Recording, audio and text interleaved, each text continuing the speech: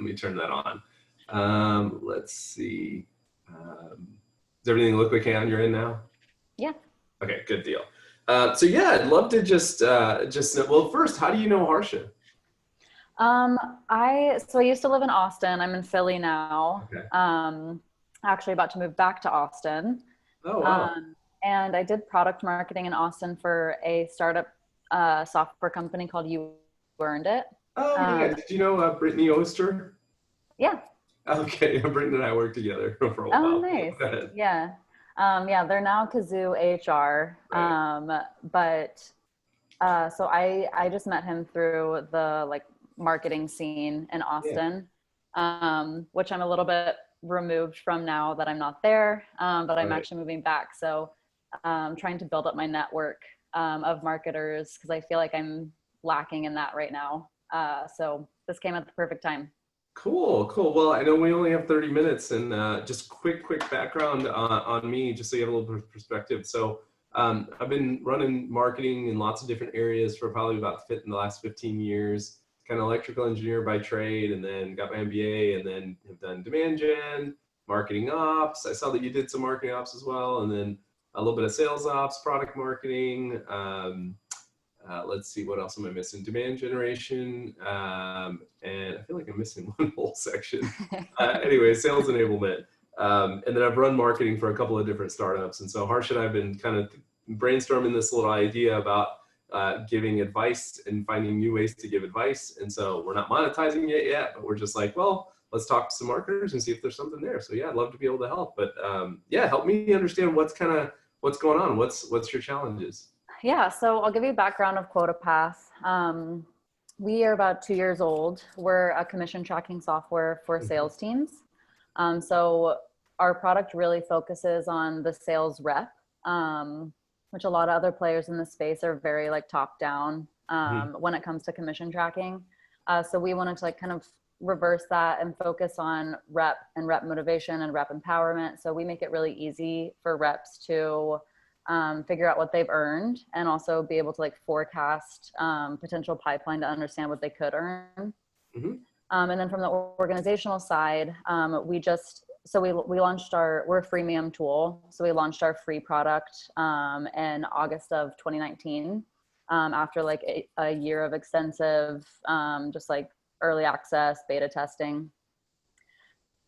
We launched our paid product recently in June of 2020. So that's really more focused on working up the organization.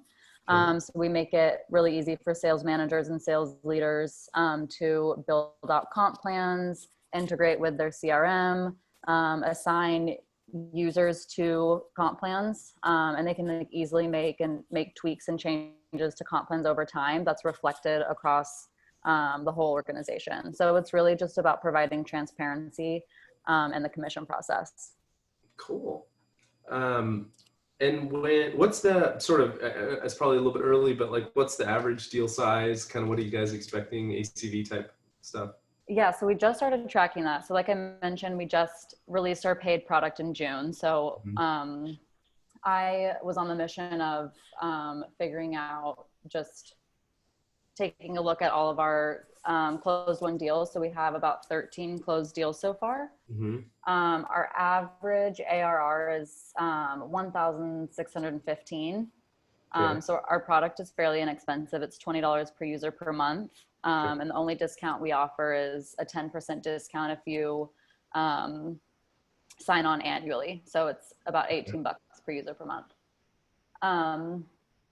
So I just started doing some measurement to figure out like customer acquisition cost. Mhm. Cause I feel like what we've done so far is just like experimented with a lot of different things. But we don't do a good job of like measuring Yeah. everything that we put out. Um, so our channels, we do paid ads. We've done that the longest. We did it for a while internally, but like we're pretty novice. Yeah. So we now have hired a paid ad consultant, and she runs all of our ads. We're just doing Google. We've experimented with like Reddit and Facebook, but we kind of just went all in on Google a couple months ago. We also invest pretty heavily in organic search. So we're doing a lot with SEO and just like high velocity content writing on our blog. A lot of our customers right now are referrals, which makes sense because we're early on. But we just announced a partnership with Revenue Collective, which I'm pretty sure you're a member of. I am, yeah. So we're really excited about that. There's going to be a lot of like great like content that we're going to be doing with them. We've already like had a couple people reach out to us to schedule demos. It's really good. And then we also just signed on to G2 as well. So we're paying G2. So we're really using that as a new kind of channel as well. Okay. And are you running demand gen? No, right now. So that's kind of where we're lacking as an organization. So we have a small marketing team. It's myself. I do product marketing. We have a head of creative marketing who is really focused on design and branding. And then we have our head of growth who his background is in sales. He worked at TrendKite. So I'm not sure. Both of our founders, both of QuotaPath's founders, TrendKite. Was TrendKite. Yeah, I came from TrendKite. So AJ's our CEO. He co-founded TrendKite. So we have a couple TrendKiters that we work with at QuotaPath. But Graham ran sales. So he really does like a lot of blending of like a blended roles and responsibilities that kind of go from marketing to sales to CS. Okay. And so like the paid ads consultant, they kind of reporting up to Graham? They actually report up to Milani. She's she like also manages our website and she loves just like tracking and she's really interested in ads. They bubble up to her. Okay. So what's the challenge? So the challenge is we have all of these channels and we don't measure them really. Like we're just starting to measure now that we have now that we're generating revenue. So I think we're like on the right track, but there's no like high level big picture goals for us to work towards. Like we don't have any goals when it comes to like website traffic. We don't have like any funnel metrics. We can't say like if we get this X number of traffic, then it'll work its way down to the funnel and we can expect X revenue. And no one on our team really like has the experience with that. Yeah.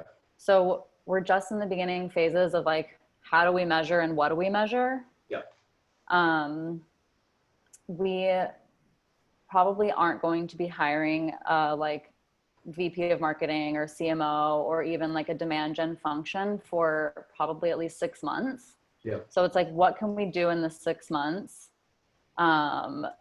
to understand, or basically like what can we start doing in terms of like goal tracking and goal setting in the 6 months as on our team as it exists today? Like maybe that means we need to hire a consultant. Like we're kind of at this point right now. It's like, where do we go? What do we do? Yeah. Well, that's good. I think it's really smart that you guys are already kind of looking down this path. I'd say it's great that you already have traction with the 1K, sort of 1K ACV. So one of the first things I always do is try to figure out if you have a low ACV, you're in a volume and velocity game. If you have a high ACV, you're in an accounts targeting ABM world. So you guys are well into the volume and velocity model, which makes sense. And it also makes sense that you have aligned to kind of the bottoms up approach of start with the rep and go up to the manager, that type of person. It also makes sense that you're spreading across a couple of different channels, trying different things. If you can, with your marketing ops background, like, have y'all put UTM tracking codes on any of the things that you're doing, so at least you know where stuff is coming from? Yeah. Okay. To be clear, I'm not like marketing ops. I did operations for QuotaPath, but Okay. that was just like organizational operations. Yeah. So, but yes, we did. We use HubSpot. Okay. So Great. HubSpot does a lot of that for us. But Yep. as we're like trying out these new channels, like with Revenue Collective, we're definitely like honing in. And also like AJ has a really big presence on LinkedIn.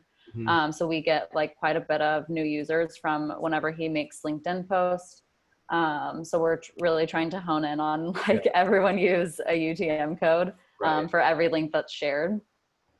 So yeah, we do a fairly good job of that. So there's two ways you can go about this. So I think the way you want to get to, but you probably aren't there yet, is to reverse engineer your revenue, right? So to have, and maybe you are there. So you say you don't have the goals, but yet you probably have sales reps that have quotas. Yes. So there are your goals. So reverse engineer from their quotas, and then you just have to use some industry benchmarks in terms of conversion rates. You may already have those just based off even 13. It's okay to be off here, but you basically work backwards in big chunks. Don't micromanage the funnel. Work backwards. So you have, like, I'm just gonna just say, okay, so you got $1,000 average, 13 deals closed. So figure it out for a quarter, and let's just say, I don't know, rough numbers, 30,000 for a quarter, right? And then say, okay, what's our average deal close rate? Maybe 30%, right? So now instead of 30, I need 90 open deals. Okay, now let me work backwards from those open deals. They're coming from one of two places. Either the sales reps are sourcing them themselves, or you guys are sourcing them somehow in marketing. So figure out, and it's okay to make assumptions, right? So figure out, if you can, what I would do is go look at those, just what you've got in place. You're dealing with small numbers, so you can manually go look at this stuff and just go trace where the recent deals have come from and figure out, okay, 30% are coming from sales sourcing, 60% are coming from marketing, right? Yeah. And it's perfectly fine to make assumptions. Write out your assumptions because they're your risks. And then you say, okay, 60% now I'm just rough math here. So I'm trying to get to 90 opportunities and then work backwards all the way from opportunities up to leads. How many top of funnel new names are coming in the system? It's probably like roughly 1 out of 10, right? So you're at around 900 now. You need 900 total leads. 30% of them are coming from sales, 60% coming from marketing. So just rough math, you need about 600, from marketing. Now you can say, now let me look across my UTMs and see what my mix is. And then what you can try to do is, you probably don't have enough numbers to go to the 13 deals, but you can probably look at every deal that was opened and go track those and say, okay, where are the ones that are getting open, the good ones, where are they coming from? And now let me shift my mix to go say, okay, I'm going to go get 20% of that 600 leads are going to come from paid media in Facebook. I'm going to count 10% are going to come from QuotaPath, and just make assumptions. It's totally fine to make assumptions, right? And now you've got some targets, right? And you can go build a plan. You can tell whoever's responsible for that QuotaPath thing, or the Revenue Collective thing, to go off and say, congrats, next quarter you got to generate 10 leads in Revenue Collective. And then the consultant on the paid media side will probably pretty quickly be able to tell you, I need $50 a lead. So if you want me to get, 150, it's going to be $7,500 for the quarter. And now you've got budgets, right? And so I think you want to get there fast. And it's not that you want to get there precise, but you want to get there really fast. And then you start continuing to just monitor it, measure it against your plan. And I think what you've got in place with HubSpot already, like you can do a fair bit of this just by kind of manually brute forcing. I don't think you need any fancy marketing measurement tools, anything like that, just a couple spreadsheets. Yeah, I think so too. Another thing, so we track like every single new user, we track where it comes from, and we do that manually. So another thing to like throw in the mix too is like, so our product is free to use. So like you can just sign up and use it for free. So one that's great because it creates another pool of like product qualified leads. Exactly. Which we're like still kind of in the midst of like how how do we identify a product qualified lead from a free user? Like what steps are they taking in the app that got them to become a qualified lead? So we're kind of just in the like beginning phases of actually figuring that out. Which I would love to be able to like track user journeys and figure out like, okay, what made people, how did they find us initially? What made them become a free customer or a free user? And then the journey from becoming a free user to a paid customer. That is like all things that we have planned to do, but we're not quite there yet. So what I found, we had Harsh and I both were at a company called Level Set, and we had product qualified leads as well. And so the way I would structure this, the sort of, you know, where you want to get to is you have different sources. I used to use departmental sources as a way to think about it. So marketing's leads, marketing qualified leads, you know, they come from paid ads, search, all kinds of stuff. Sales sourced is literally the salesperson typed it in, right? Product qualified, they came from the freemium product, right? And they can click on an ad and go through a free product. That's fine. And then the super advanced version is you have all kinds of heuristics and stuff like that. But I think the simple version is that's a product lead when they generate a free trial. So it's where did they come from? And then it's a product qualified lead if they've done some activity in the free trial. So it's not enough just to create the free trial. It's that they've done something, like they've logged in. Like just keep it super simple and just say, okay, here's the logged in users. And you want that sort of quantity, I'm sorry. That's okay. You want that quantity quality trade-off, right? So you want to know, okay, for 100 free trial downloads or sort of created accounts, 50 of them or 30 of them actually went in and added some, you know, I don't know, provided what their comp, you know, structure, some criteria, and then that becomes predictable. And now you have someone, the key thing is to have someone that is accountable for that, to go think about how am I going to go drive this, right? And then ultimately what you want to look at, so now you have sales sourced, marketing sourced, product sourced. Sometimes you can have customer success sourced, and once you kind of have some stuff going as well. So those are the 3 or 4 different departments. And the mindset shift is that it's not just marketing that's driving the sort of, you know, top of funnel. It's all of those departments. And especially early on, that's incredibly important to start driving it that way. And then you want to look at your end-to-end conversion. So just over the course of a period of a 1 quarter, right? We had 1,000 marketing leads, not qualified leads, just leads come in, and we had 10 customers come out. So a 1% conversion rate. Averages are about 1 to 1.5% at a marketing level. Sales will tend to be lower because they're doing outbound. They're just like adding people's names in.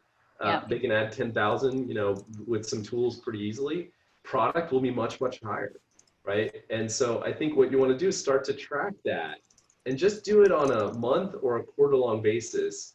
And then it starts to give you some sense for, okay, here's our best leads in terms of how they convert. So how do we go shift and put our emphasis behind certain initiatives? And best doesn't always, like, because sales can do it relatively easily, it's not to say you don't want them to go do that. They can do that all day long, but I think that's how you want to manage it. Ultimately, you want to get back to a comprehensive sort of lead funnel. So it's like you can predictably say, okay, here at the start of the quarter, I need to generate, you know, this many leads from sales, from marketing, from product. And each of those departments has a little bit of a plan that says, here's how I'm going to do it, right? It's okay if your assumptions are off, but that's the way to manage it. And then ultimately what you'll get to is you'll get to where you have a VP, director of demand gen that's going to own this whole thing. But in the short term, it's kind of just you and whoever else is involved, right? And then the good news is once you get going, what will shift is your role in product marketing will tend to be mid to bottom of funnel. How do you improve that close rate? How do you help the sales reps be much more effective? And then this demand gen person, VP person, ultimately in 6 months, they'll be on the hook for, okay, great, you got the 900 that we were talking about. how do you go get 9,000 over the next year, right? And they're going to be on the hook for going and driving that. And so that's kind of a way to be able to manage it. I think the other thing to carefully map out is what I call the lead to revenue process. So literally saying, okay, the lead comes in, is HubSpot scoring it to say, to discount, ASDF@gmail, which is clearly a junk email. So, is it restricting those? And then once they're passed to sales, do they accept that lead? So it's the first time a human actually sees it. And then once they accept it, how many of them do they get to where they have an open pipeline? And then once they're open pipeline, do they have a strict criteria in terms of what they do, the steps to close that deal? So I know this is a lot. It's a lot to take in for sure, but you want to start to structure things in that way, because you're in that volume and velocity game. It is just going to require tons of automation, tons of process and structure, and you want it to be clean and simple. But I think you can do a lot with some spreadsheets and HubSpot. You can get by. I mean, just for clarity, we were running about 10 million ARR on a spreadsheet and HubSpot. Like, you can get a long, long way, very, very lean like that.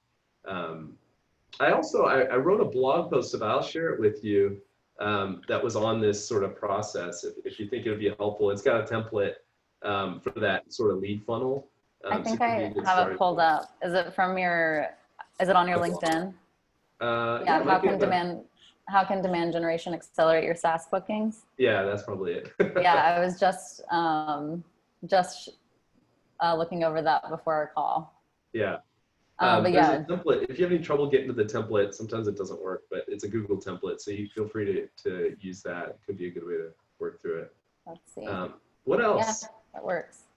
I have a couple questions. You mentioned lead scoring in HubSpot. That is something that we don't have set up. How important would you say that is to get set up, and like, when is the best time to do that? Like, is that something that we should have already done? Yeah. Should we start doing that now? I would have a conversation with first, it's not very hard. So you can do a rudimentary version very, very easily. And it's actually not terrible. It's actually, pretty good. So you can probably turn that on pretty easily.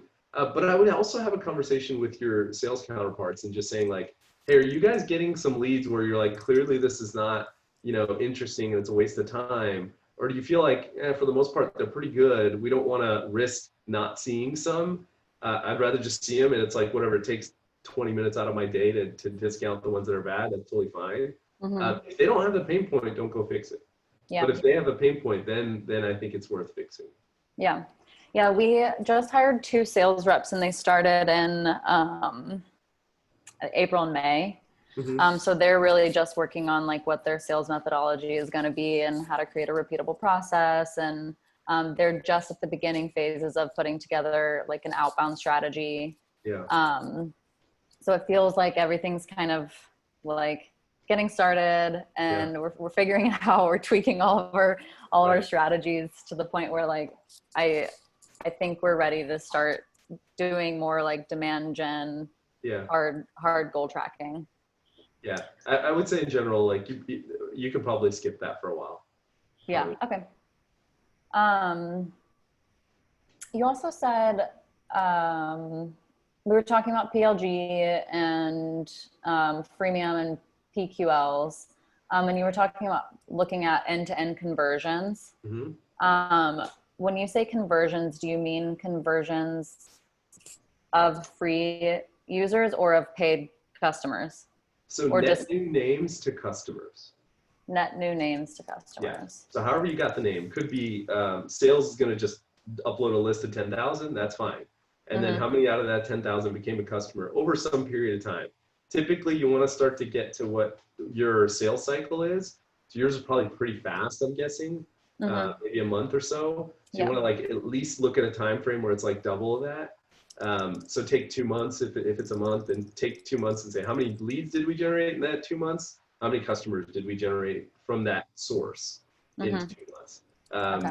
And yeah, that's kind of what you want to kind of compare. What is marketing? What's sales? What's product? Product's going to kill it. but they'll have a lot better quality, but they won't have as much the quantity.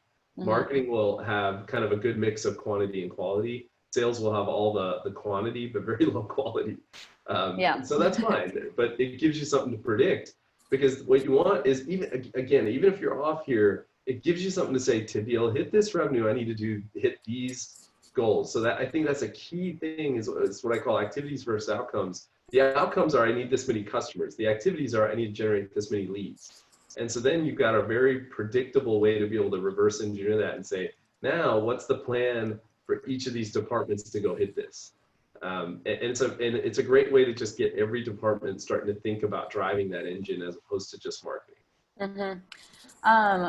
At Level Set, was Level Set a PLG company? Yeah, we had product growth. Yeah. Who was in charge of managing all the PQLs and the product? Was that product management? Was that product marketing? Yeah, so so marketing, owned the entire infrastructure of sales source, marketing source, product source, customer source. But we had the product team, we would run paid media towards a free trial. Like, their product's not going to go do that. Yeah. But they understand that trial has to convert to a paid experience. So they owned, and they had roadmap elements, the product managers did, on making sure that conversion rate was really good. Product marketing did a lot of the okay, well, how do I put a little hook in this free trial, or use intercom and put these little elements in there. So they work together as well. But the sort of core marketing team would promote, because the product was really content at that point. I could put a white paper up, or I could put a free trial up. I got to get people to it either way. And so marketing would help drive that. And we viewed it just like we do content. Mm-hmm. Good to know. Cool. I feel like that was a lot. Yeah. Let's see, what other questions do I have?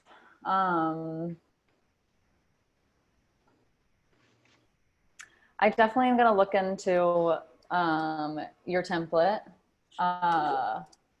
So thank you so much for sharing this.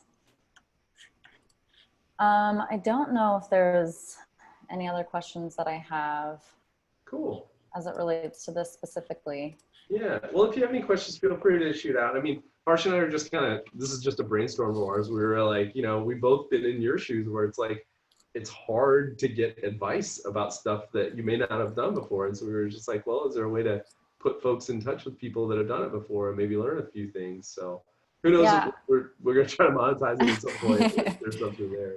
But. No, I love it. We as we came to an end of this conversation, internally with our marketing team, we were like, all right, we don't know what to do. So AJ was like, I'm going to go reach out to a couple PLG companies, and we can see if we can get on the phone with some marketing folks. So yeah, perfect timing. I love the idea. I think it's hard to find high quality advice for marketing. I feel like there's a ton of content that's geared towards founders and CEOs. Yeah. And then a ton of content that's more broad, but to get tactical advice and frameworks, I feel is hard to find and takes a lot of digging. So cool.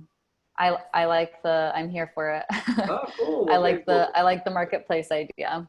Cool. Well, we'll send you a quick survey after this, and then because I recorded this once it processes or whatever, I'll shoot it to you. That way you've got the recording as well. And so feel free, if you have any other questions, to shoot me, happy to help as well.